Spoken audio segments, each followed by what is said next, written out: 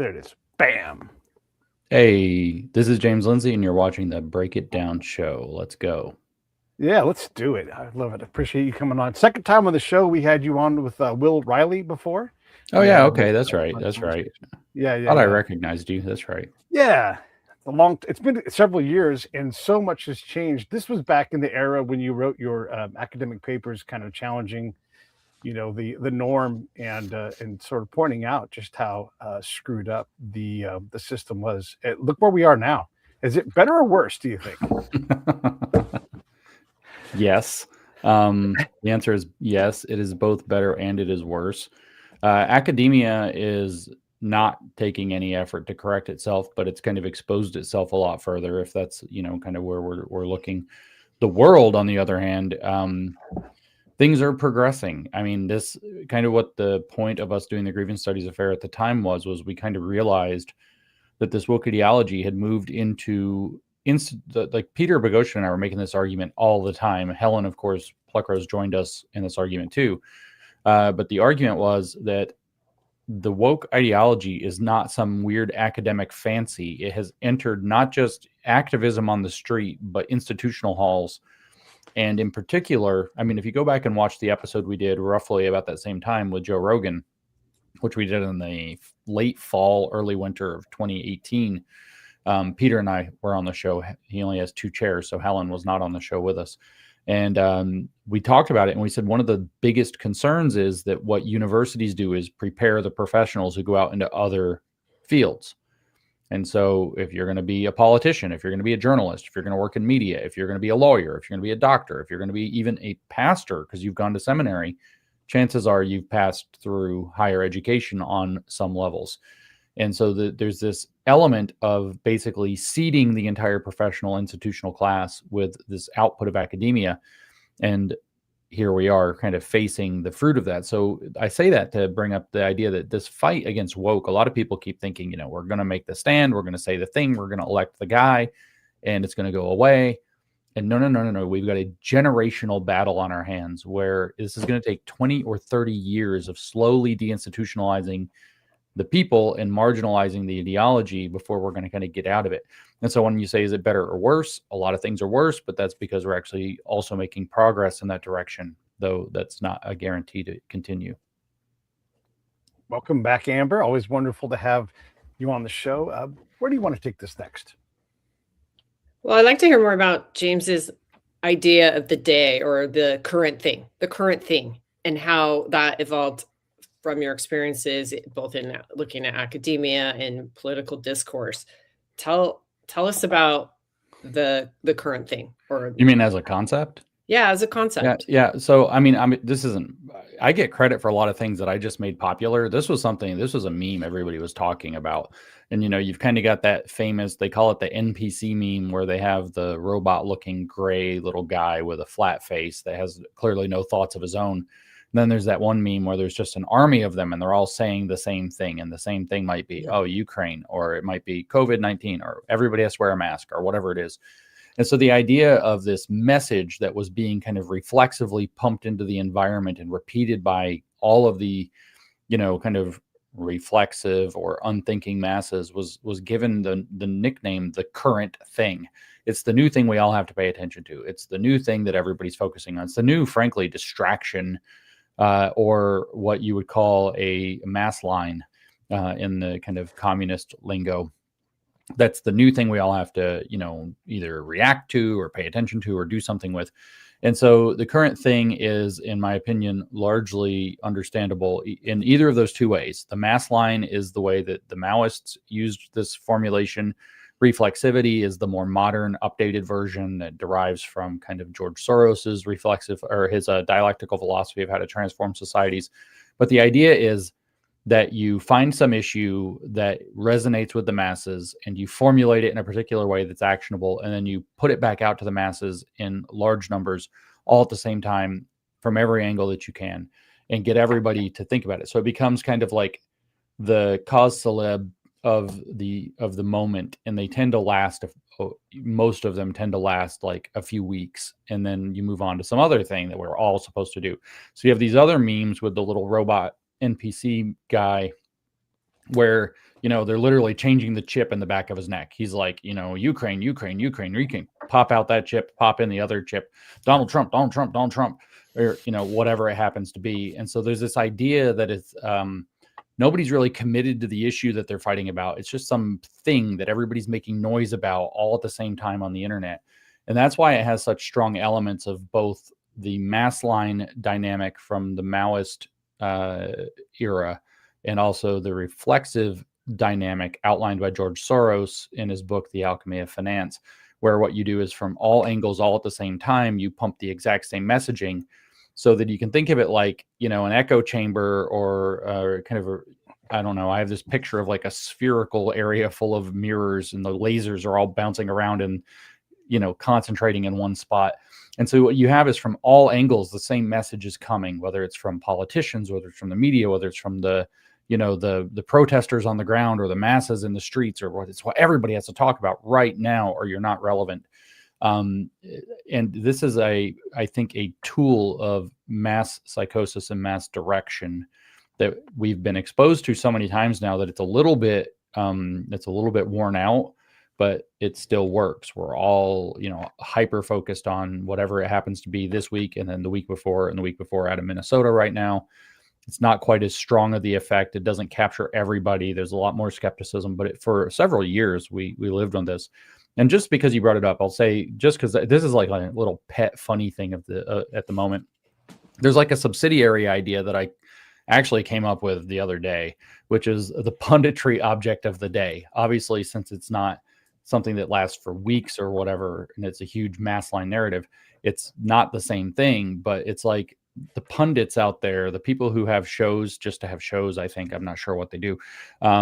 The media personalities who just kind of comment, they have to have content and they have to generate content. They have their big show. They've got to get people watching it. They got to have content. And so this week, because of the thing that happened out of the Heritage Foundation and Roger Severino, it's Christian Zionism. So now they're all doing shows about whether or not they're Christian Zionists. And this will last like 3 days and then we'll move on. But it's the punditry object of the day, which is the thing that all the grifters with shows have to talk about, because that's just what everybody's talking about right now. And it's all very artificial. It's all very, I don't know, it's this ephemeral thing that's happening, but it distracts our attention. It gets us fighting with each other about stuff that doesn't matter, takes our eyes off the ball. The current thing is kind of a macro phenomenon. The punditry object of the day is like a micro phenomenon. But this is, I think, a very important, both of these are very important phenomena of the social media era that we're all kind of constantly dealing with. Now, the goal, though, is to make it feel like everybody's talking about something. So it's an important topic. So we have to talk about it too. And more importantly, we have to fight with each other about it. Oh, you're on this side and I'm on that side. And now we don't like each other. And I think that there's a lot of that happening. And some of it's due to bad social media incentives and the nature of social media. And some of it's probably due to, operational coordination of the messaging environment to make sure that we step into these fights with each other that just are pointless and don't further any of our objectives or aims. But the information operation aspect you just brought up is critical. You can tell someone, look, I've got experience in this. I used to be a spy. I used to work in that world. If you are made to be angry or you are, insert other negative adjective when you read a story, you are being manipulated. It doesn't matter if you're on the right or the left, you're a human. You're just going to be susceptible to it.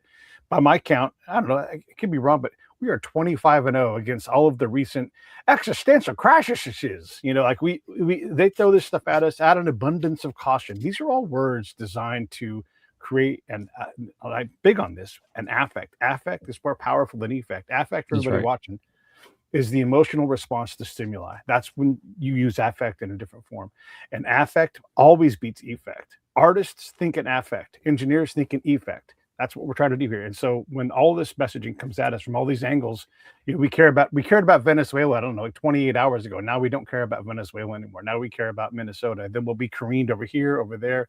And it's exhausting. And when you unplug from that world, all of a sudden you realize, like, hey, I just went with coffee with my friends. I had a great time. None of that matters to me day in, day out. Yeah, one of the most interesting experiences that I've ever had. Now, everybody who knows me that I'm way too online. I'm way too plugged in. I actually talk about how it's very difficult in my day-to-day life to actually unplug, because For example, a lot of people don't know what my incoming looks like on any given day, but I have a lot of people who send me a lot of things. They want me to see what's happening in the news. They want me to comment on something. They want to either make me aware, they want me to promote their stuff, whatever it is. I probably get 3,000 messages of that type a day, every single day, where the content of the message might have words, but it's mostly just a link. And the link is almost always to a social media post. I literally probably get 3,000 of them sent to me in private messages in one form or another every single day. So it's really hard to unplug. But the experience that I had is back several years ago, a decade ago. I don't any longer. I haven't since COVID came up, but I used to go to China once a year I do martial arts. So it's for vacation for all intents and purposes. And, my wife used to joke, like, even your vacation is hard. And so like everything I do is somehow difficult. But anyway, I would go, and obviously they have the Great Firewall. You're not quite sure how safe it is to use, your own device in a country like China. And so for most of the years I went over there, I actually would not get on social media at all while I was there. So I would completely unplug for 2 weeks from Twitter. And every single year was the exact same experience. I would come back to the United States. I would get on my social media and look at it and think, why the hell do people do this? Why does anybody use this? This is ridiculous. None of this is important. It's all just a bunch of, it's just, tempest in a teapot, sound and fury signifying nothing, whatever, literary phrase we want to use. It's like so much noise to so little signal. And it's just kind of dumb. And it's obviously when you take time out and you're out in the real world social environment, and then you come back into it, it's like very parasocial. You're not really having relationships or friends. It's very weird. It's very unhealthy. And you think, why do you do this? And then 2 weeks later, you've hit it enough times to where now you're sucked back in. You're using it 10 hours a day or whatever it is every single day. And it somehow does that to you. And then like I'm in a position now where it's very hard not to be in it because I get sent 3,000 examples of it a day, which turns out to be a lot of examples. So there's this weird phenomenon though, where you step back from the social media environment and it's like your brain resets. It's like none of it makes sense. It takes 2 or 3 days and you're like, I don't understand why people do this to themselves. I don't understand what we're accomplishing here. 2 to 3 weeks and it's like an alien landscape. And like you said, you go, just a coffee with your friends, and then it's like, it's a completely different, entire psychosocial space. And kind of to put intelligence, not in the sense of like spies, but in the sense of like brains, to put like intelligence to the story. Years ago I should probably reread now, Martin Gurry's book, Revolt of the Public, which I think is super important, where he's basically talking, I think he wrote this in like 2014. And he's talking about the uses of social media in basically, I didn't have the language for it when I read it, but in generating color revolutions. And he's talking about the Arab Spring and how you basically can delude entire sections of the population and getting them hopped up through social media to go actually take action that turns out maybe not to actually be in their best interest, but you can actually topple governments that way. And the same kind of phenomenon, though. You unplug from it, and all of a sudden the mania that comes with it goes away. This urgency, like, oh my God, the world's burning down and we have to do something. I got messages today that are like, how much longer do we tolerate this stuff going on in Minnesota before we deal with it? And I'm like, how do you deal with it? What's your plan? What are we talking about here? You're going to go march with like guns? Like all you're going to do is make everything worse.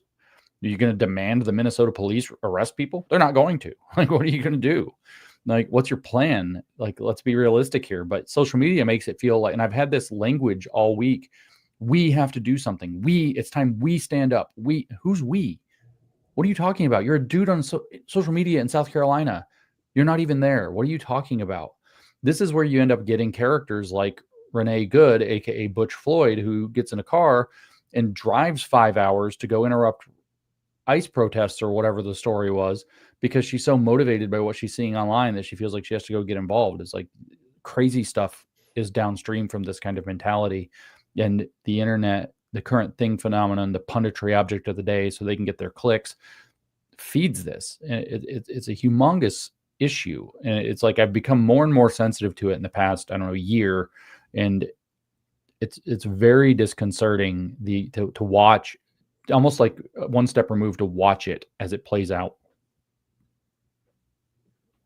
I think you made some excellent points about the the punditry of the day and how do people, like, how should people protect themselves from these narratives and just swinging for the current thing, the hot thing? Like, how do people become more thoughtful and reflective on what they believe and what they take action on? And I feel like you've made a good point, and that is having or missing analytical clarity means this empty philosophical positioning. And maybe that's what's going on with academia as well. It's just this really amorphous, fluid social media environment. And then this is what we're to prioritize today.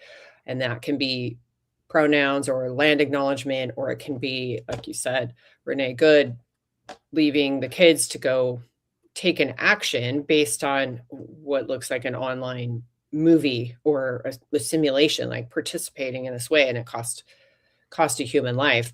So that is my question. What are people to do to fortify themselves against these narratives? Like, what would you say is missing, or what is the emotional, social, modern firewall? For one is that thought. step back, so step back.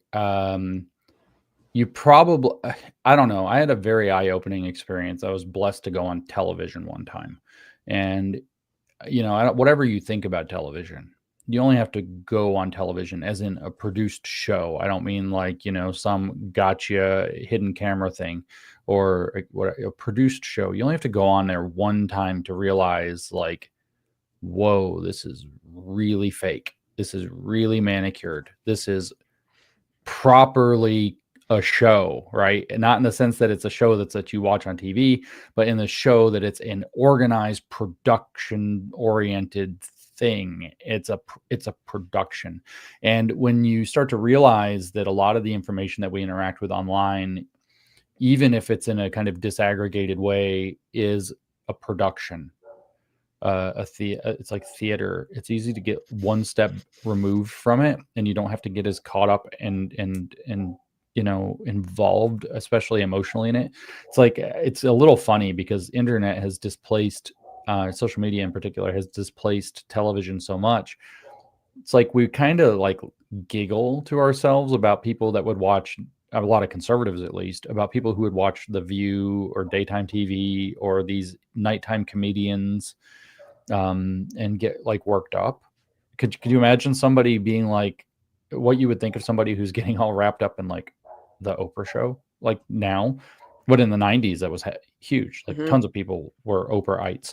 But now it's kind of like this joke. But the fact of the matter is, your favorite pundits, whether they're on, an actual established news channel or whether they have their own podcast show that they do on social media, are the same thing. They're the exact same phenomenon. And so when you kind of remember that a lot of these people are actors that have a daily content demand, that they're filling slots with stuff they picked up, that they're trying to make stories out of things that aren't that interesting or aren't that important or aren't actually global, but might be local, then you can actually kind of step back from it. But I think that there's deeper work to be done here. Honestly, I'm trying to finish a book about this, about political warfare in the information space. And people, because we're going to interact online, are actually going to have to start to learn to recognize some of the signatures of psychological operations. To not do so, my metaphor that I would compare it to is like deciding you're going to go storm Omaha Beach on D-Day and not have a flak jacket or a helmet or a gun or boots. You're just like, oh yeah, I can just go on this beach, no big deal. And that's like going on social media, not realizing that you're entering a propaganda battle space. Like literally, that's what you're going into.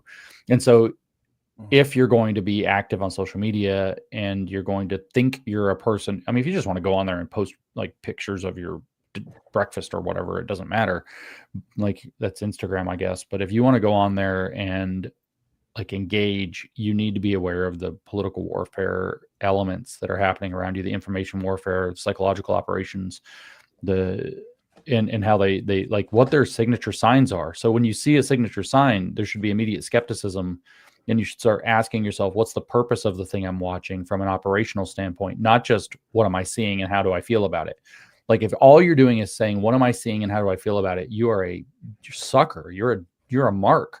you are going to further probably more than you're going to be able to further more campaigns against our country than you're going to be able to help straighten out.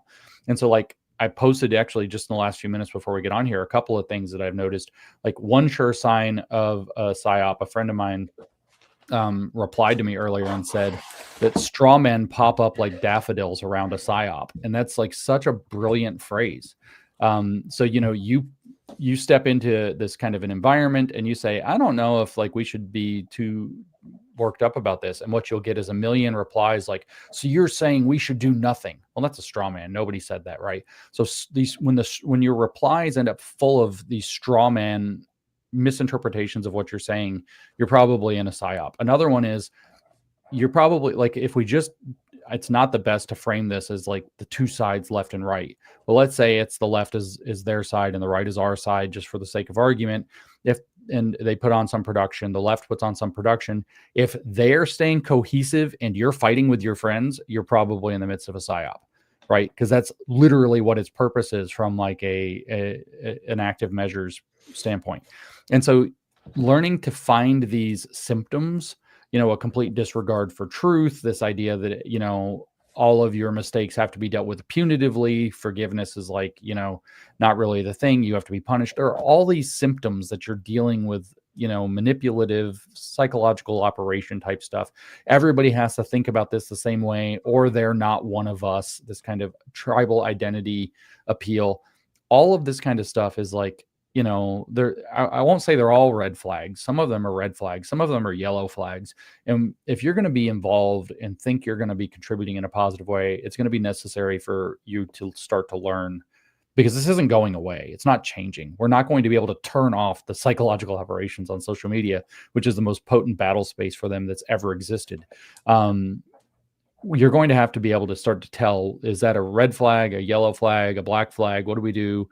How do we treat this information and how do we handle it responsibly? Which includes basically like one of the things that I've started to do is if I think an account is mostly propaganda, I don't care what else they share. I just block them. I don't want that in my feed.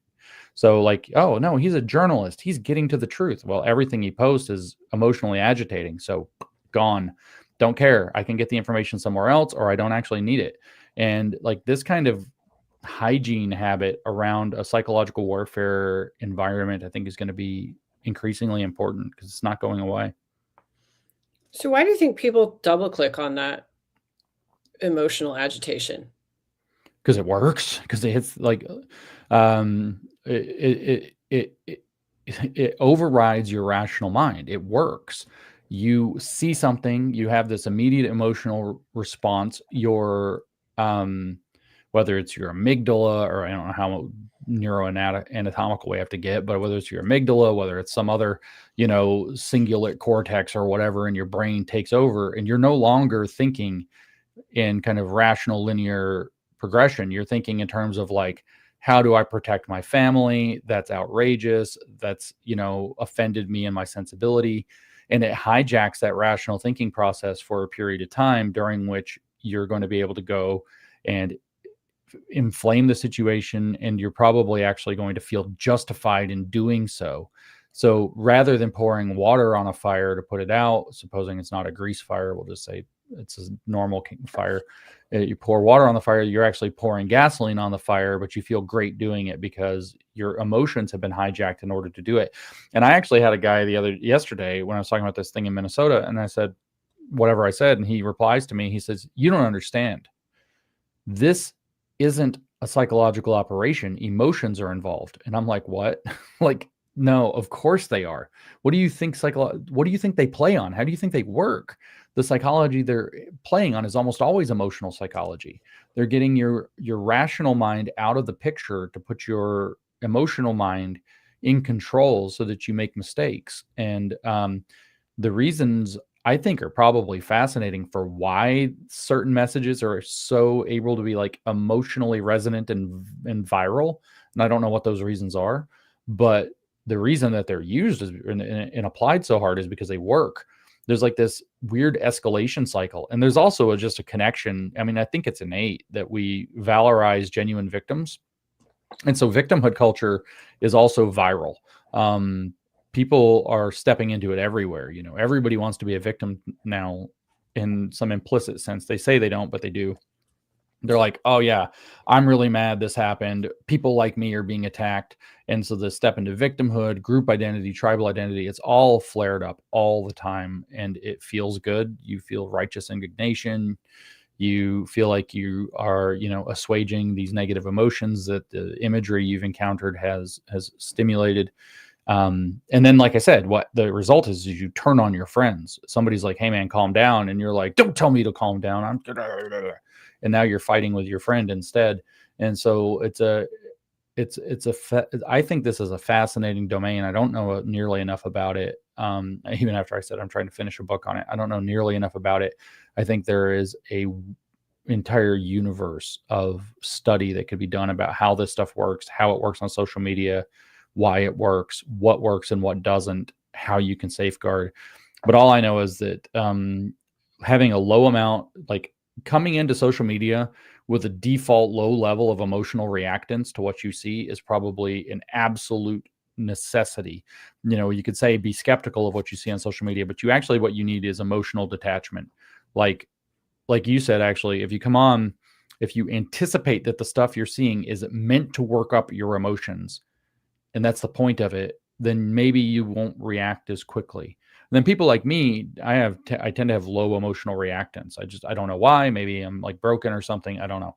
But I tend to have low emotional reactance. So then I'm like, oh, I see something that's going on here. And I say something about it. And then it's like throwing cold water on everybody else's emotional responses. And they're like, James doesn't care. There's something wrong with James.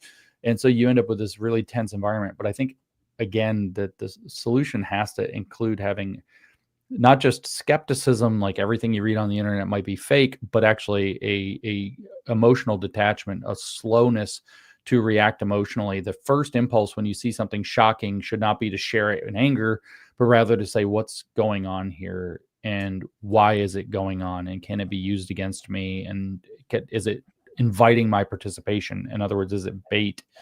And to kind of think through all of that. And I mean, I'm blessed or cursed, one or the other, with kind of a tendency not to be reactive. But I think it's an important stance for people. Again, not everybody, but if you want to engage a lot on social media, it's not helping you to be a hothead. It's literally not helping you.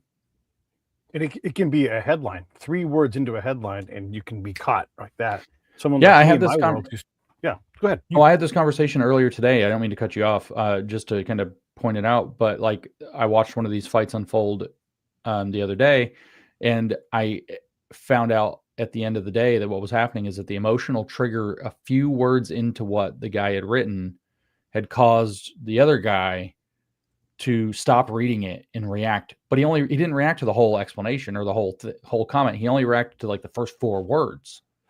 Right. And his brain was turned off to the rest of the words. And he was actually arguing the opposite of the thing that the guy was saying, because he got so mad by the first, end of the first sentence or whatever. Yeah. And it's okay to say something like just apathy is I try to make apathy my look, I fail at this all the time. At my best, though, I see a post, I'm like, that's going to make me mad. And I just wipe away. Ultimately, like the bottom truth here for me is I don't care that some mom was shot and killed in Minnesota, just like the person who just was shot in some other place in the nation and died. I don't care about that. I don't have enough things in my life I have enough things in my life that I can't care about every single thing. Nobody cares that Burma has genocide going on. Nobody cares about that. Right. Mm-hmm. And so we only care about these things that are offered to us in a way that creates problems in our lives and detracts us from the things that truly matter, that we have an impact over. And the other thing I would say about all this is there's a line, and I often ask this on the show, is where does the policy start and the politics start? Because you could have a policy that's left leaning and absolutely be wonderful, just like you could have a policy leaning right and have it be the answer. But the politics gets in there and just muddies the whole water. So you can't even tell, like, is Netanyahu a bad guy or a good guy? I'm told he's horrible. Oh, okay. Well, is that politics? Because if it is, I don't need that. Policy, tell me why. Yeah. That's there's a social media favors this kind of confusion, I think. punditry, rhetoric, etc., have kind of become outsized in the scale and scope of what they're able to accomplish on social media environments. And we all deal with that, and it's a very hard question to figure out. Where is it politics? Oh, this guy's bad. Trump is terrible. Whatever. A lot of people say Trump is terrible. A lot of people say Trump is wonderful.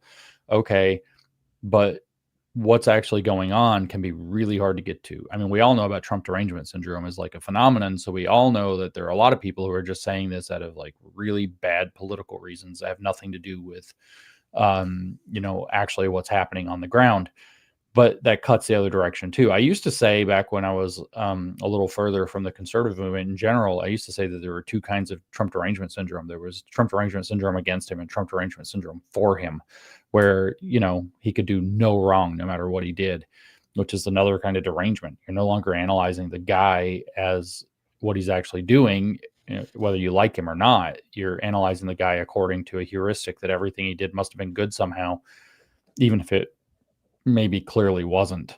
I don't know how you cut through that. It's just a matter of trying to pull people back. I keep thinking, I never thought it. I learned it in college. I never thought about it again. I keep thinking about the story, and I'm guessing, I can't remember if it's from Plato, but the idea that you have the charioteer and he's riding in his chariot, and he's being driven by two horses. One is called passion and one's called desire.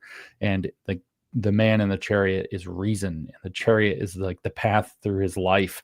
And it's like, you can either control those horses or you can get ripped off the path and into the river or flipped or whatever. And it's like, we're very much in the situation where passion more than desire, I think, is the thing that's leading everybody. It's like, that's the horse that's been given a bunch of steroids and methamphetamine or something, and it's kind of bucking wild.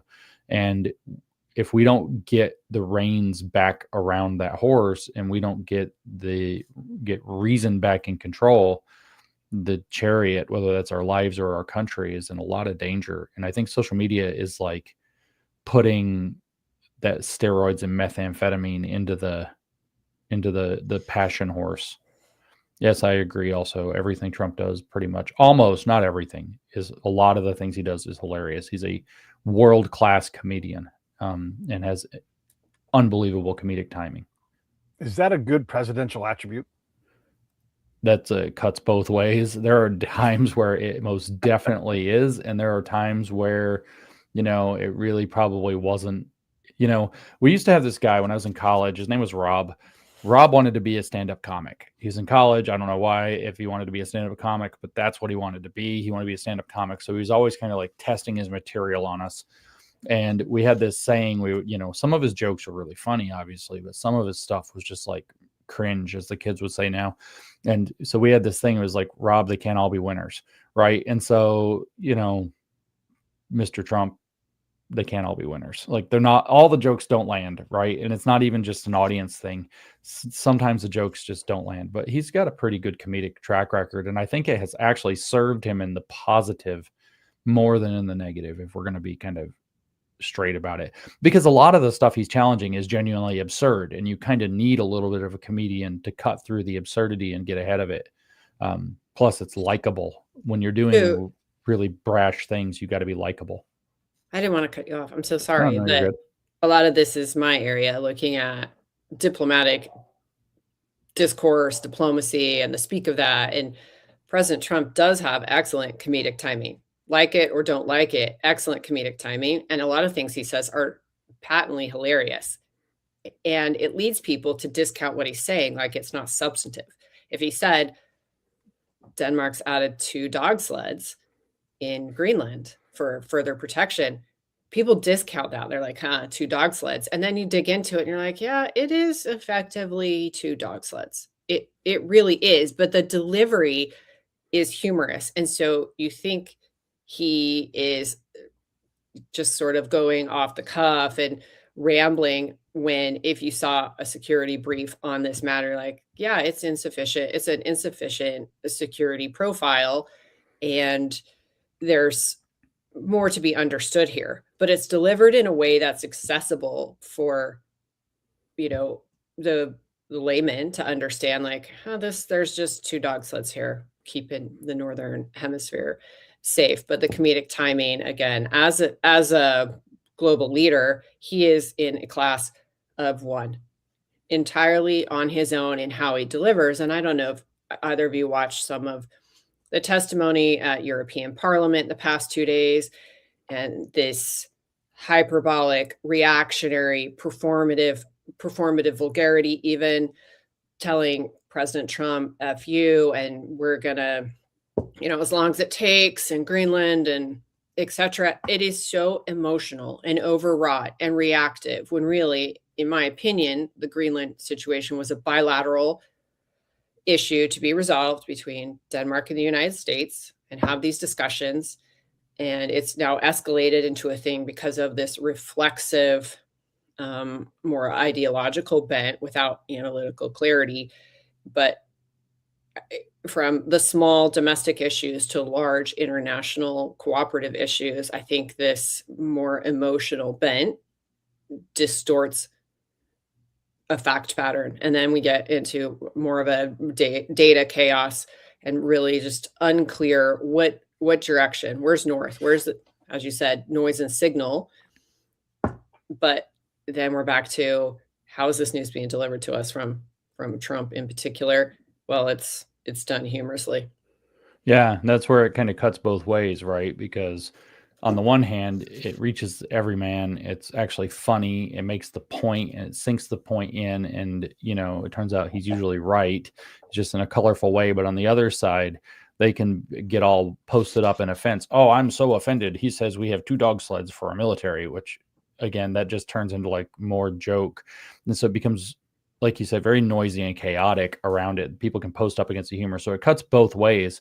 I think has mostly cut to his benefit. But there are ways that, Trump derangement has been built off of incidents where he's been funny, and people have decided to take offense or build offense or misinterpret or miss the joke or whatever else. I mean, there have been numerous points where he's made a joke and people took it seriously. And there have been many other points where he knew people would take it seriously and he made a joke on purpose to make them, overreact. I mean, I even listened at one point, I was in the room when Don Jr. gave a speech somewhere, and part of his speech, he was saying that one of the funniest parts of being with his dad when his dad was president, the first time, this was in before the election last year, or year before last, I guess now. This is before the election in 24. And he says one of the funniest parts when his dad was president of being in the room was that his dad would be in like the back of Air Force One, like on his phone, flying home late at night or whatever from whatever thing he went out to, whatever appearance he went and made. And he'd be like sitting on his phone thinking of like the thing he was going to tweet, put on Twitter at 1 a.m.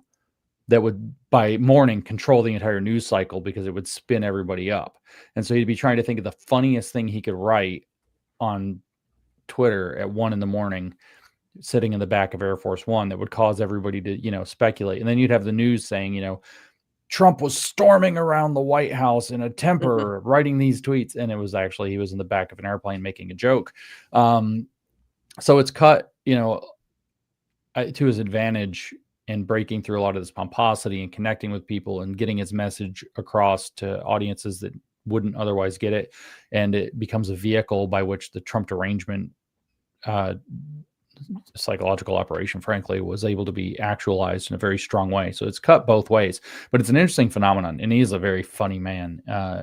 No doubt. One of the funniest.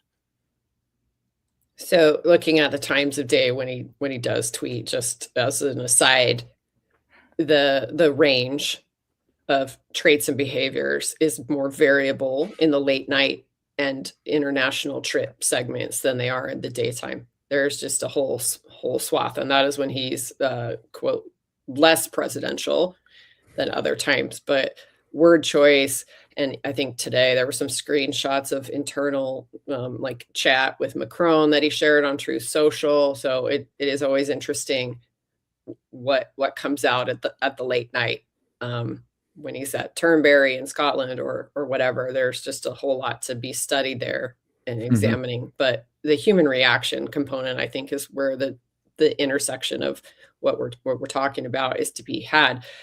One thing I wanted to ask you on this Minnesota event, what do you think should be paid attention to, and what do you think is the op?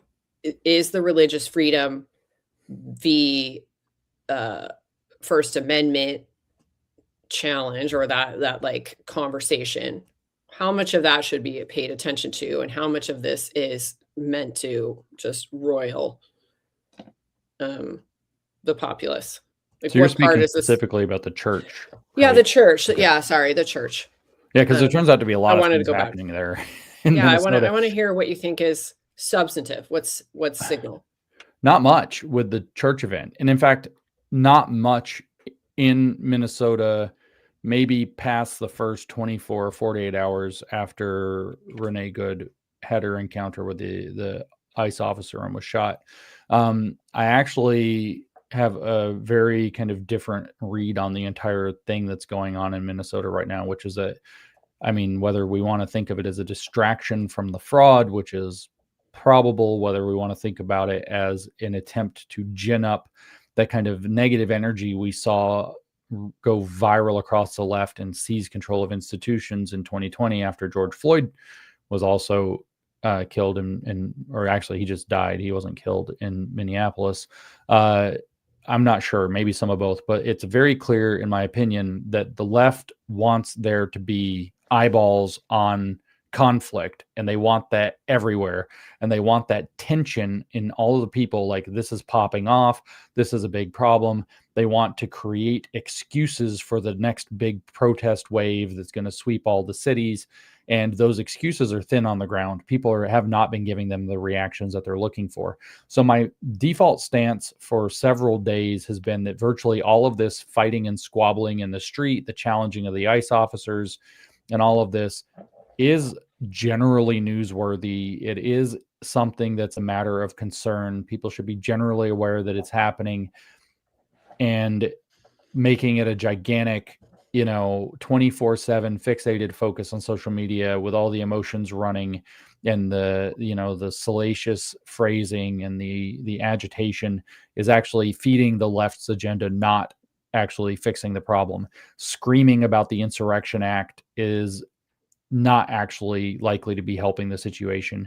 And the entire thing could be bait to try to get President Trump to invoke the Insurrection Act. And I've even called for it myself, so I got caught up in that too. I don't know if that's the best thing. There might be this kind of attempted standoff between Minnesota and the federal government right now, where they are trying to provoke the federal government into taking a step that makes it so all of the Democrat-controlled states can suddenly post up against the president at once and look like they have good standing to do so, which is going to create a massive crisis for Trump to have to deal with. I mean, Governor Walz is outright invoking language that is insurrectionist and even secessionist for the state of Minnesota. And you're seeing the other Democrat-controlled states kind of follow suit and support. So it's a much more dicey situation than the passions of the internet, I think, are really suited for. So I think they want eyeballs on this. They want eyeballs on conflict in particular. So you got these kind of right-wing yahoos that are showing up and like they're going to go solve the problem by like doing some counter activity. Then they get their asses beat, and then somebody films it, and then they put it on the internet, and now there's more conflict. And we're supposed to hold up these provocateurs allegedly on the right as like heroes because they went and stood up, and nobody will stand up. And this all feels very like the goal is to make more conflict.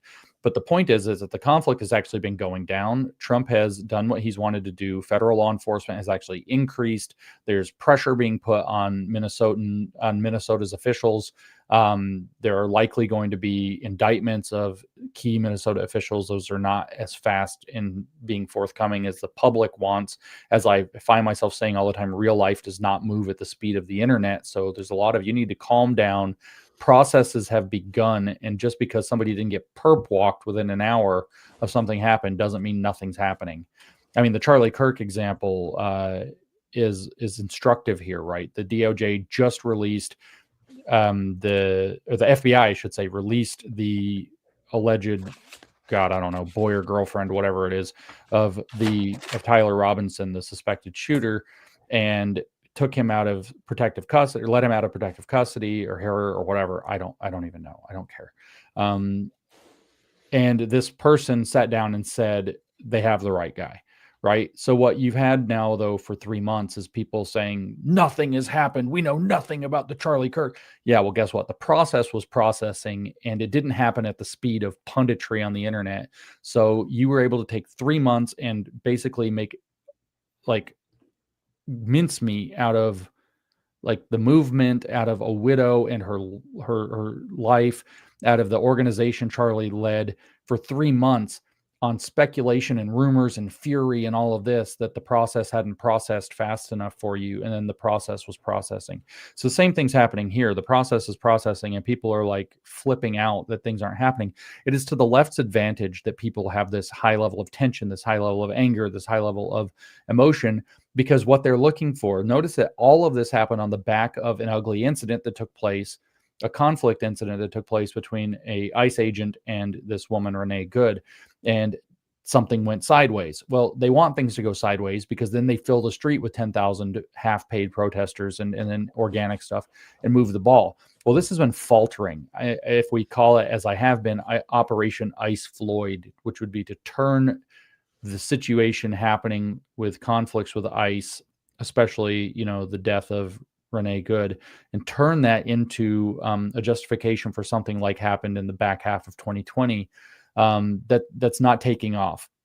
So to re-inject energy into the conflict circumstance, it is my opinion that what happened on Sunday was that a group of leftists who are coordinated activists who know what they're doing. Some of them they did the same stunt at a church in DC a couple of months ago. This is like a practiced, well-oiled thing in conjunction with a professional camera crew and a CNN journalist, Don Lemon, go in and create a theater production in a church. It's not to say that this was legal. There is signal here. They violated people's rights. The Department of Justice is investigating. The process is processing. We know that the Minnesota police and DA's office aren't going to do anything. As a matter of fact, it was shown that one of the so-called grassroots activists in the church causing the problem is one of the prosecutors that should be prosecuting the group that was there, therefore including himself. So that's like a problem. So we know that Minnesota's police aren't going to do something. The federal government, Harmeet Dillon's office, the Office of Civil Rights, is doing something. But this is, in the meantime, there's not a lot to be done. My opinion is that the left, especially not for the average person on social media, it's very easy to be a Christian and be terrified that something like this is going to happen at your church.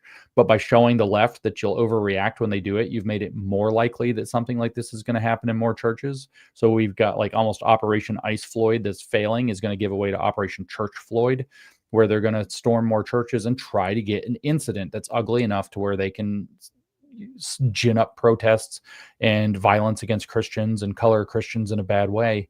And it's all off of this reaction. So I think that the theater production in the church was overwhelmingly designed to provoke a reaction. The bait was mostly taken.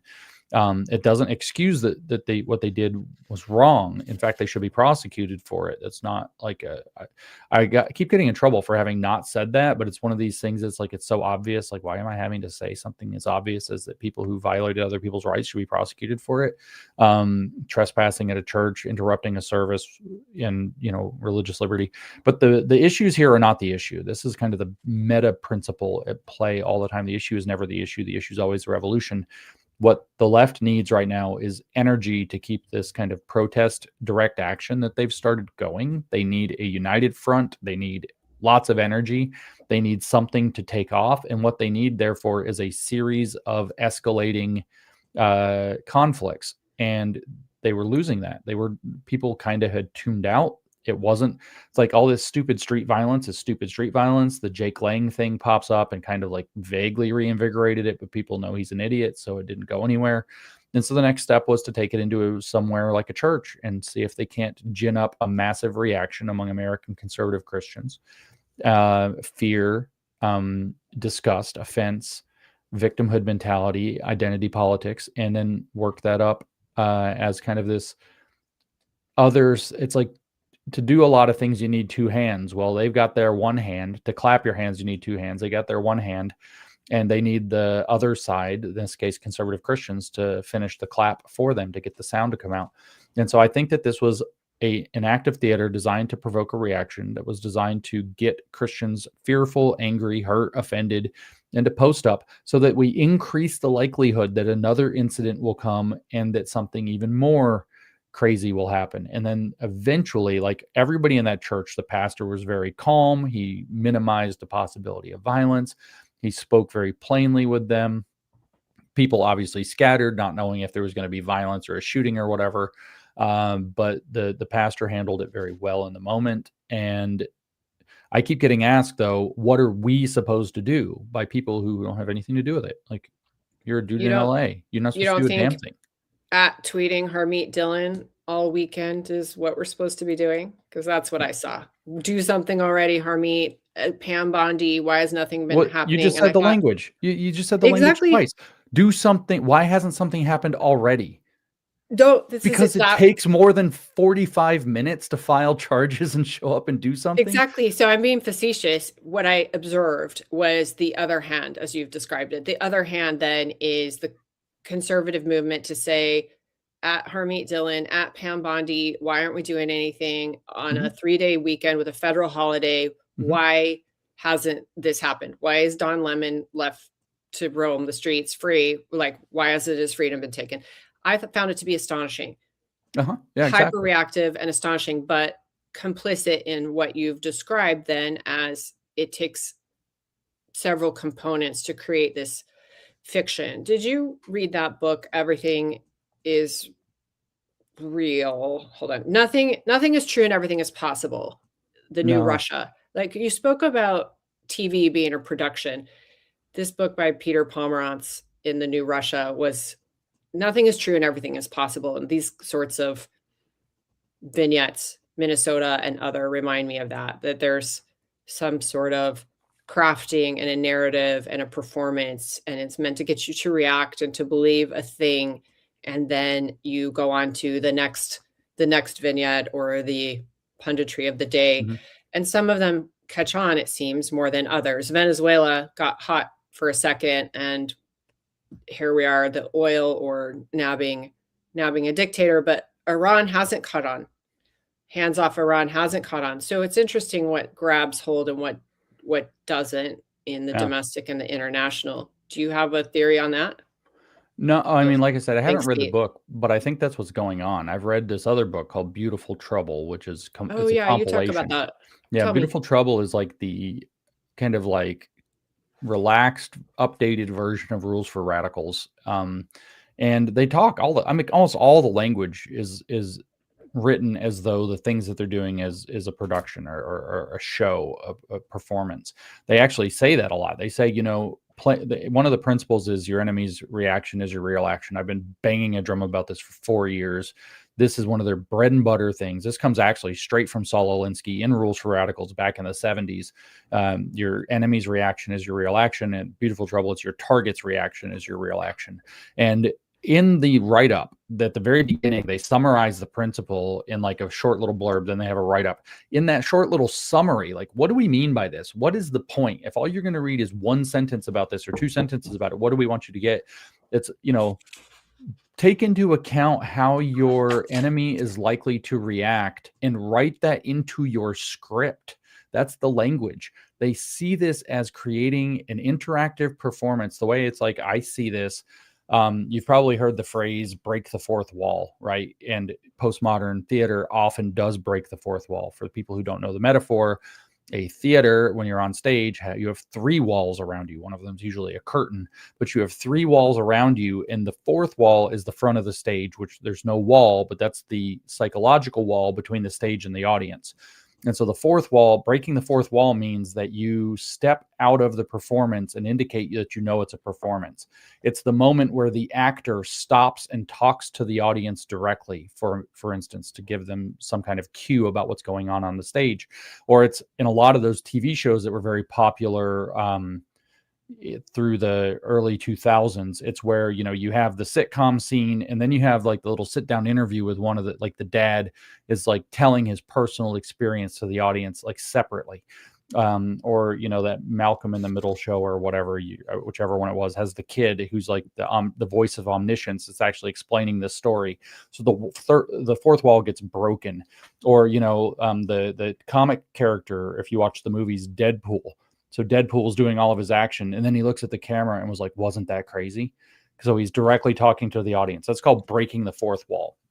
Okay, so a lot of this that we deal with, and I don't know what this book that you recommended is about, but I bet you it is that the game is that of breaking the fourth wall means that you're bringing the stage into the audience.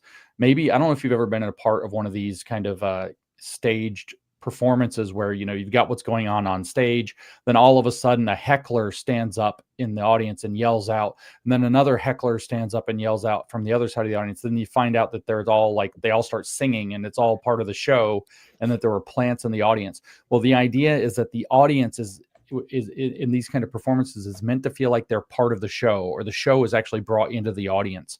And so what that means practically in this case is that the Don Lemon's crew puts on a show in a church, but the audience that would watch this online, what Beautiful Trouble calls the audience that isn't there, is not a passive group watching the show. They're part of the production, and their part in the show is unscripted and ad lib and organic, but the plan was for them to know roughly what that would look like. And then they basically play off of it in an ad lib, or what do you call it? Whatever you call it, where the actors just run with whatever's going on, and make it, they make the organic reactions part of the production that they're making. And so the point is, everybody gets put into the kind of the performance of the age. And this is kind of predicated off of the postmodern. So, why do I think this way? This is all predicated off the postmodern philosophy of people like John Baudrillard, which I've kind of studied a bit. He wrote this book, Simulacra and Simulation, in the 80s. And this becomes kind of like the book that was meant to be, purists get upset about this comment, but it's true. It was meant to be the inspiration for The Matrix, where the idea is that we're all kind of living in this weird artificial world where everything's a little bit of a performance, but we don't know that, and we're unable to escape that. And we all live sort of in this state called hyper reality, where we don't know what performance is and what reality is, and all of this. That's not actually Baudrillard's point, but I'm kind of adapting Baudrillard's point to this circumstance. And that's how they think. That's how these things are done. So when I say that this was a performance, the reactive audience on the internet that they know is going to get all worked up, that's going to click, at Harmeet Dillon and at Pam Bondi with this urgency that's unrealistic, with this fury, rather than alerting them, hey, this is happening. Is this relevant to your office, or can we do something? Why hasn't something happened already? That's a different message. Or a lot of the overwhelming emotional engagement. This would have been part of the script that Don Lemon's crew wrote, expecting it to happen. And then in the next act of the play, so to speak, or the next scene of the play, they're going to take how that reaction actually went, reformulate it, and then put out the next page of their production. So it's almost like audience interactive television in a sense, but they're depending on the way that the audience interacts, and they're predicting the way it's going to interact, because what they're showing is a provocation. And again, if you read on Beautiful Trouble, tons and tons and tons of their principles and tactics and toolkit elements, what are they called? Strategies.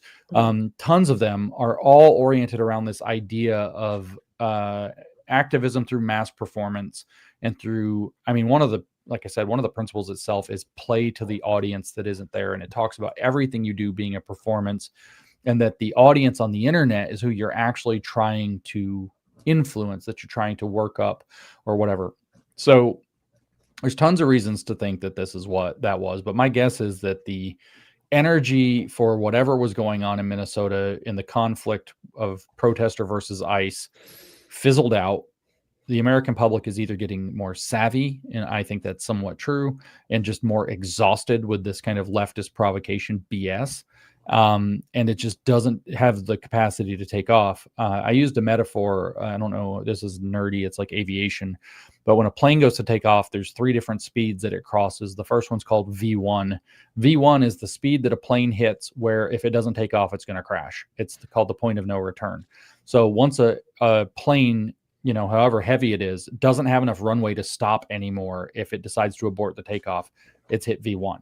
And so it depends on how heavy the plane is, how long the runway is, blah, blah, blah. But then there's VR, which is the speed of rotation, which is where the lift is sufficient to start turning the nose upward. That's when the pilot will pull up. And then there's V2, which is the climb speed, which is a certain speed that you're supposed to be at by the time you're 35 feet off the ground, blah, blah, blah. It's a little aviation nerdy. But the point is that this operation in that metaphor hit V1, the operation to stoke a giant national protest off of the back of the death of Renee Good, hit V1. They got thousands of people out in the street. They dumped tons of dollars and organizers and organization signs, action. And then they went to the streets specifically, especially in Minnesota, to face off against ICE. They got other cities to start posting up to get people to face off against ICE so they can catch these moments of these conflicts, to put further energy in and get the plane to VR to take off. And it's not going fast enough. It's not getting off the runway. So the thing's going to crash. So the only option, if this was a real aircraft, if you don't have enough runway left to take off, is you need more speed. So you got to hit the afterburners. And so my guess is that this performance in the church was an attempt to hit the afterburners, to add more thrust, to get more speed up in a last ditch effort, and to get enough of an opposing camp, in this case conservative Christians, to get worked up about it, to create a lot more energy for the dynamic. Meanwhile, it's also, though, there's another side to this operation that Governor Walz has made perfectly clear, which is that they want federal law enforcement and state law enforcement at loggerheads. They want the state police and the local police to say, hell no, we're not helping ICE. And of course, Spanberger just made that her first act in power in Virginia, was that the state police don't have to cooperate with federal police anymore. But what they want is the DOJ or Department of Homeland Security or whatever to come in hard, so that they can create that state versus federal conflict. That's the fundamental constitutional crisis that they want to squeeze Trump into. And they did this during COVID, or during the George Floyd things too. We actually, at the time, some of us called it the Trump trap. Does Trump send in the National Guard and get accused of sending military in against American citizens right before an election, or does he let the cities burn and do nothing about it? And it's this, by the way, is in Beautiful Trouble too. It's called Put Your Target in a Decision Dilemma. And when that doesn't work, they have another principle. It's called escalate strategically. Keep going higher and higher and higher until finally they take the bait. And so what I think this is it's an attempt for these people to have flailed. And I think it's probably not going to really take off, but to have flailed to get more energy in their nationwide protest bid off of opposing ICE.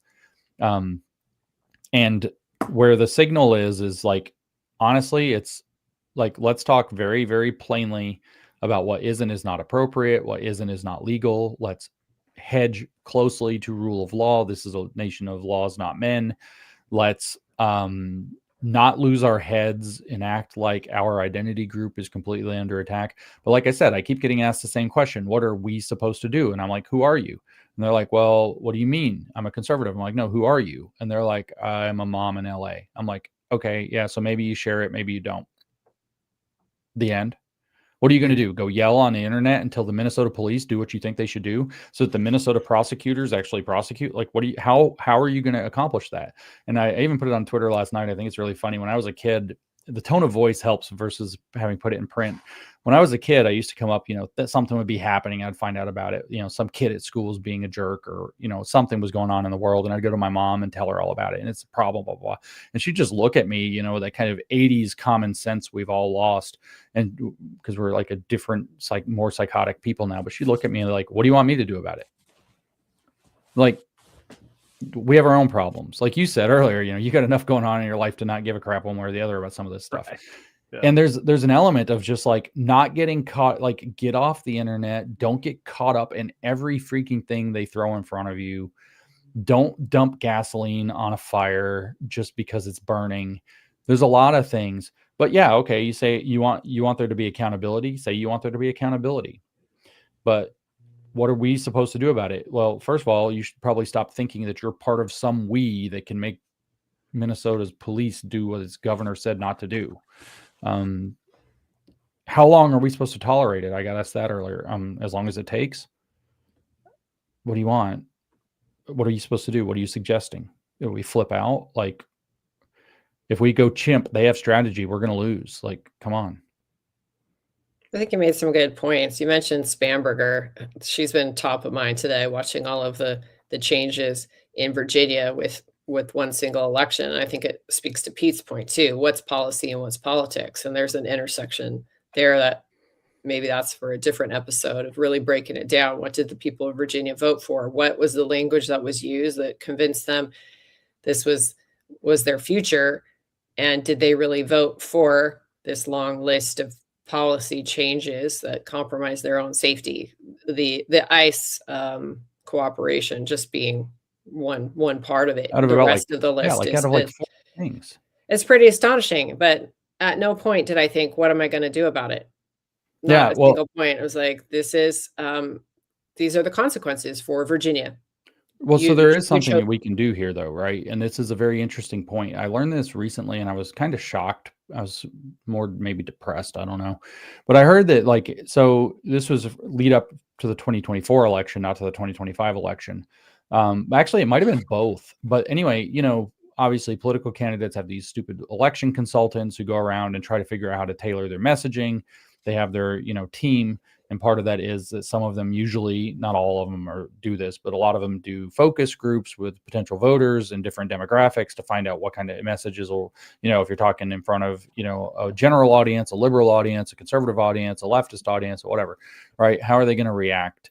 And they kind of focus group stuff. And what they found was that, you know, a lot of the Republicans that were running in these elections wanted to be very plain, direct, and clear and honest about what some of these leftist policies and some of the things that leftists were doing in different states, right?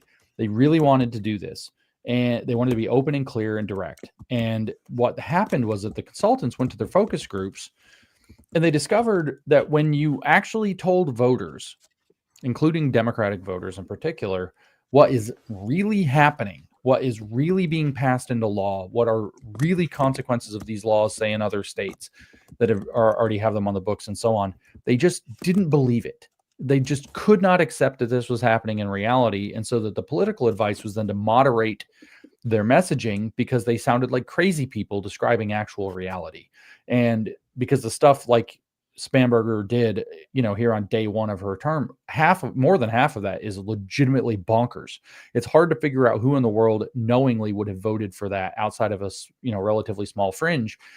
And the question then is, what is something we can do? We have not successfully crossed the communications gap to get the average person out in the world to understand things that are actually happening.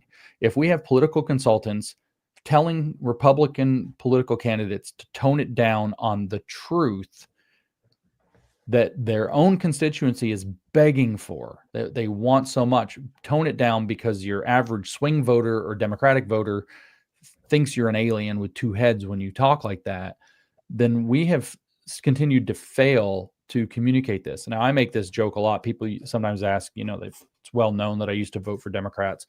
And so people are like, why were you a Democrat? And I have to clarify, I was never a Democrat. I voted for Democrats. It's not the same thing. I never joined the party. P.S. I'm not a Republican either, but I've been voting for Republicans. So why did I do that? And the answer, honestly, is because I was politically ignorant while thinking I wasn't. That's the answer. I did not actually know what things were happening. I did not actually know how things work, but I believed, I usually say I had about a 3 out of 10 understanding of politics and believed I had a 10 out of 10 understanding or a 9 out of 10 understanding of politics. And that was why I voted for Democrats. If I had actually, it's Thomas Sowell's joke, what made you a conservative? And he says, well, facts. And it's, you know, it's actually kind of knowing what's going on made me realize that the Democrats were way off the track. And right now, you know, the Republicans haven't exactly handled their first year in power with grace. In fact, they've I don't know how much rope the Democrats need to hang us, but boy, do they have a lot of it now, an unbelievable amount. They probably have enough rope to go around the world a couple of times and back. But the fact is that the reason a lot of people in 2024 who have never voted for a Republican in their lives and might never vote for another Republican in their lives came out and voted for President Trump was because they started to actually realize the stuff the Democrats are doing for real, and they were not going to have it. So what we have to do is start to make very clear that these things are actually real. Like, these things that are very extreme, they're very dangerous, and they're very deliberately being done. And I don't know how we solve this communications problem, because it's so wrapped up in, we've used the word political a lot of times. The political has basically been transformed into a us versus them, red versus blue, Republican versus Democrat, friend enemy distinction, where it doesn't matter what a Republican says, a Democrat won't listen to it and thinks it's probably a lie, and vice versa. So how we solve this communications problem is an open question. But if we want to win in November and maintain, or even, kind of hold the line a little in November, we're going to have to solve our best chances in solving this communications gap and making very clear the extreme policies these newly elected Democrats have implemented, whether it's Mondami is it's like mask off caricature level communism going on up there that he and his appointees are trying to pull. Like, it's so naked, the Republicans should be able to run this football all day long. Spamberger is by far, if you go back to election night and look at the acceptance speeches of all the Democrats who won, Spamberger is by far the most moderate, the most welcoming. This is going to be a Virginia for everybody. We're going to govern our Republicans as well as our Democrats. Like, the most moderate, calm, not alarming. There's little nuggets of alarming, but not alarming acceptance speech or, congratulations speech or whatever. And she, on day one, enacts like 40 insane policies. Like, this has to be addressed somehow. Like, how do we bring this reality to people? How do we get it more sober? How do we get out of the us versus them, friend enemy distinction, and start being able to communicate about what's actually happening? Or, as you phrased it, Pete, how do we get out of the political and down to the policy? Because I think it's absolutely crucial that we figure out how to do that. And that's our best chance for winning right now, is that the Democrats are still doing literally unbelievably terrifying and dangerous stuff from literally the first minute they get office, even after they sold a very moderate message. And the evidence of political consulting shows that the average voter just doesn't know it, doesn't believe it, won't believe it if you tell them, believe it if you tell them. You've made an excellent point. The billionaire tax act that's being proposed for California is one of those very tricky issues. The friend versus enemy, billionaires versus us, and really this asset seizure act, like going after private property, is astonishing in its scope. And when you break out the language, I don't think people really understand what it is. And the people advocating to defeat this so it doesn't get on the ballot are these so-called billionaires. And it's interesting that no one else is getting exercised over what is really a terrible law. Hopefully doesn't get on the ballot and hopefully doesn't get passed. But the idea that this is going to extend nationally in 2028 and turn into something like this democratic operating style of private property seizure should be very troubling. And it starts small. It starts in these small incubator kinds of conditions. But that in particular is very concerning to me. And then one other thing I wanted to talk about before we run out of time is some of these issues that you mentioned in the campaign. I don't know if you've read much about Josh Shapiro's new book, and some of the things that he says were asked of him when he was being vetted for VP and kind of his reaction to it. Do you have any thoughts or want to cover that? I mean, I don't know anything about it. So I have only so much political bandwidth. And unfortunately, Josh Shapiro is not within the range of my bandwidth. That's a $7,000 issue, as you know. So I'm just kidding. Speaking of jokes of the day, no, I don't know anything about it, so I can't comment on that. He said he was asked explicitly if he'd ever been operating at the behest of Israel? Did he have No. contact with, Mossad, etc.? He said it got extensive and it got contentious.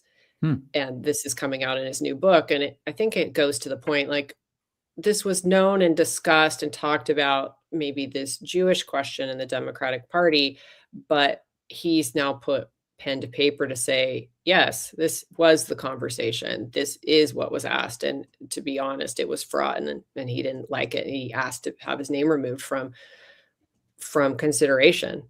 Oh, that's And very I think interesting. that informs, or it reinforces maybe what was understood or known about how the Democratic side was operating in their choice of VP. And now we have this main character, Waltz, in Minnesota, leading the narrative.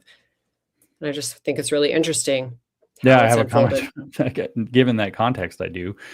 So the Democrats decide they're going to be very, very stringent about vetting Josh Shapiro about, potential Israeli or Jewish ties.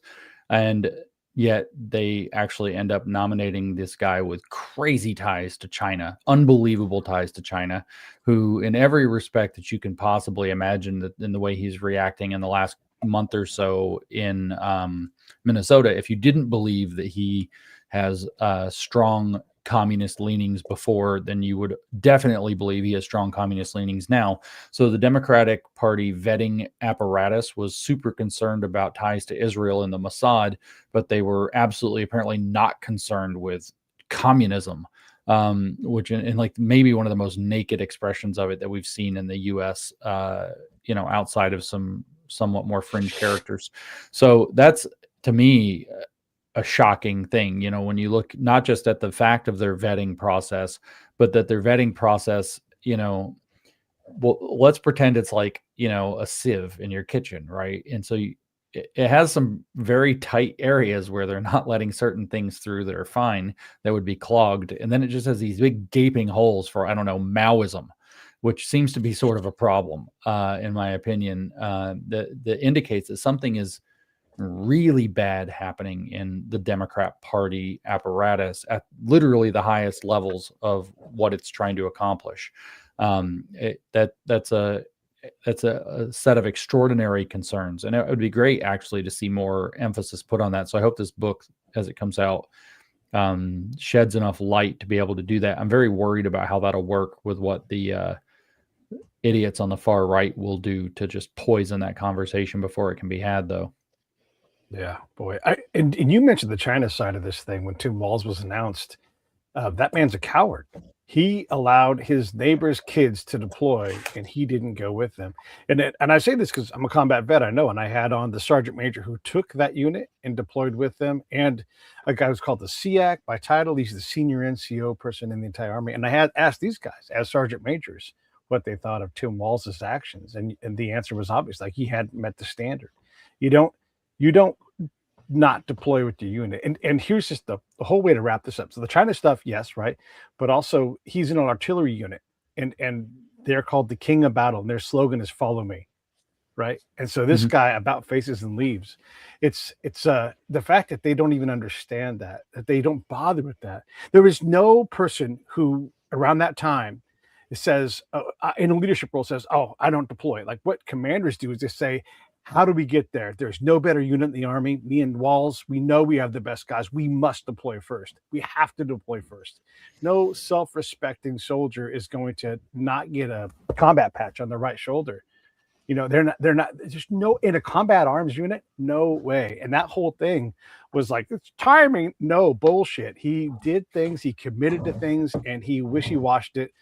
And when I call him a coward, it's me, Pete, and a combat veteran saying, that guy's a coward. He ran from his obligations. If he wanted to go for public office, of course he's going to go and deploy with his guys one time and then bow out. Everybody would be fine with that, but he didn't do that. And so, like, all of this stuff goes to his character in general. I am not a fan of Tim Walz, and neither is the guy that went in his place, who did a great job, by the way. All right, so Pete didn't get off his soapbox, but I cannot stand. So having those guys on the show was really illuminating in terms of what they thought of Tim's set of choices there. All right, so I'm going to shut up, and we can really wrap this up whenever you're ready. I know you got a lot going on. 3,000 messages are flowing in right now, James. For you, so I guarantee you that my phone is not a happy place when I open it right now.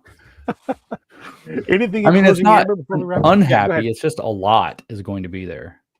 Yeah, yeah. Amber, anything in closing before we wrap it Oh, up?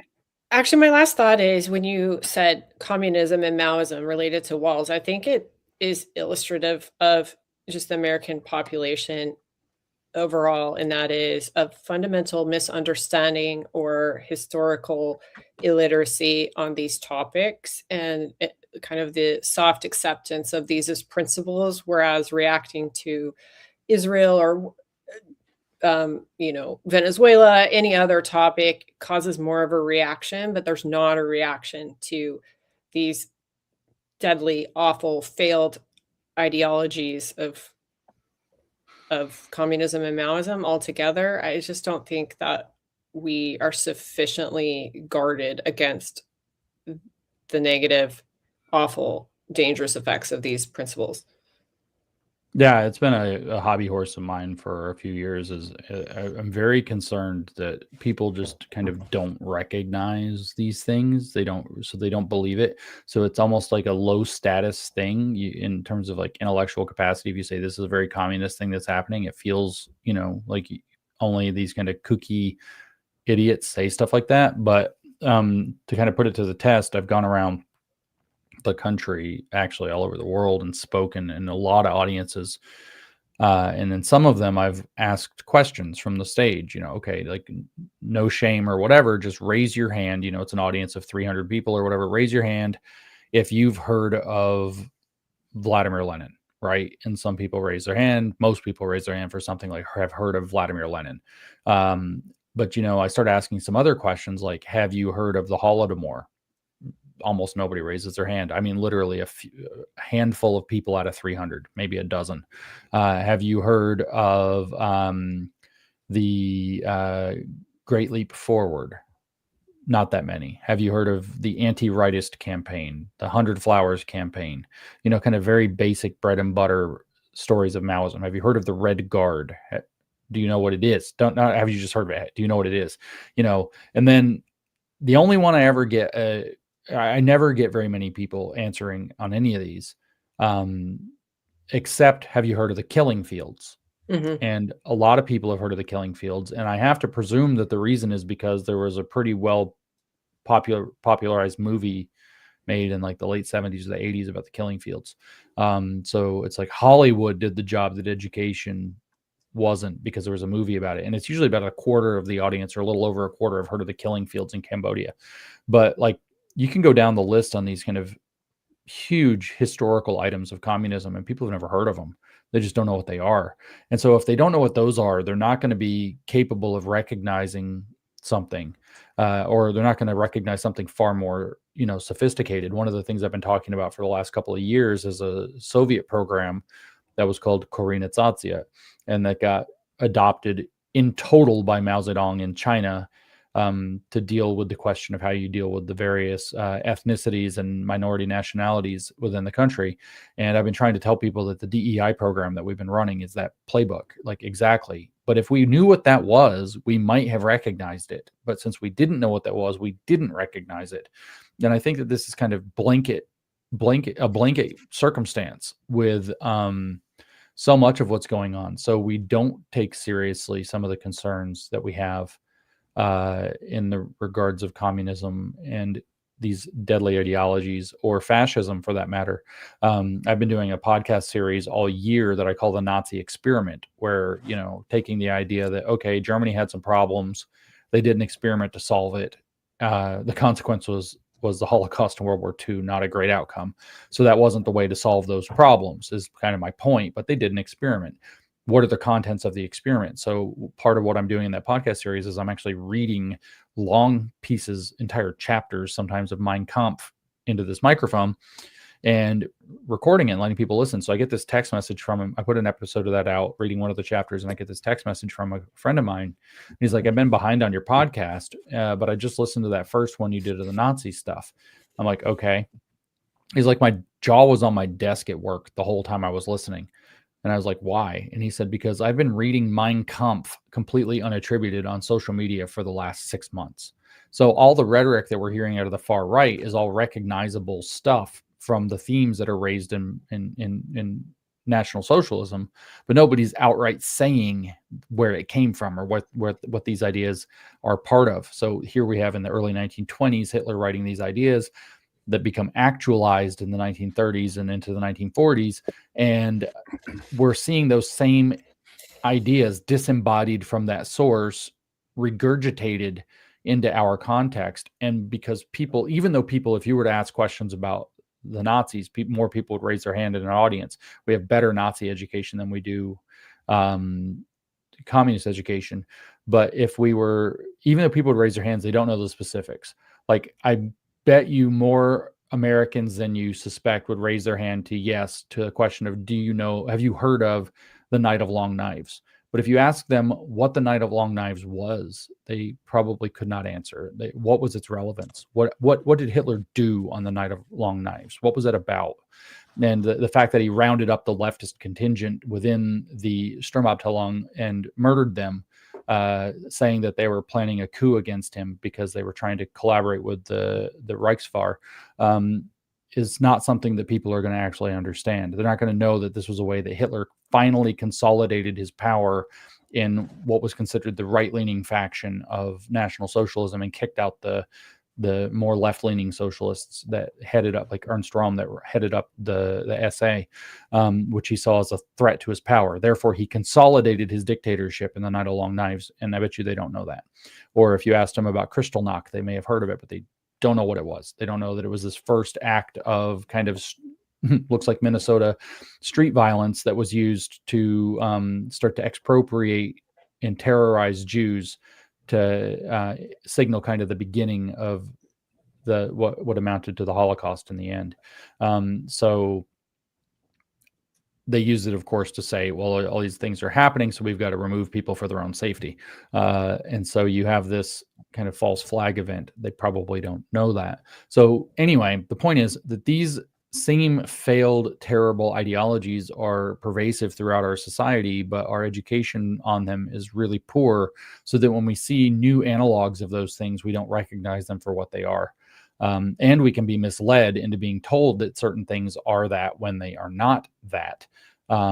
So I think that this is part of the problem that we generally face, and maybe my faith has been that saying things about this makes a difference, and that it's worth trying to educate people about it. And that's basically what I've done for a career. So I hope it does make that difference.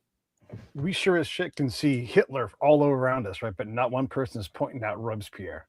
Like that's just like right an example, like this everywhere, right? And it's like, yeah, that's right. Calm the fuck down. Do you even know who Robespierre is? No idea. All right, this is part of the problem. Like, if you're going to find the villain, don't just be like focused on one little tiny avenue of villainy. All right, listen, I'm going to thank you. Wonderful, wonderful, wonderful show. Thank you so much. And Amber, thank you for joining me again. You're always wonderful when you come on. You do so awesome. My pleasure. My pleasure. Good to meet you, James. Yeah, likewise. Everybody, this is the Break It Down show. Make sure you like and subscribe, as if you don't know to do that. And we'll see you all later. I got a great show tomorrow. To you two, I'll say goodbye to you guys in a second. Everybody else, talk to you later.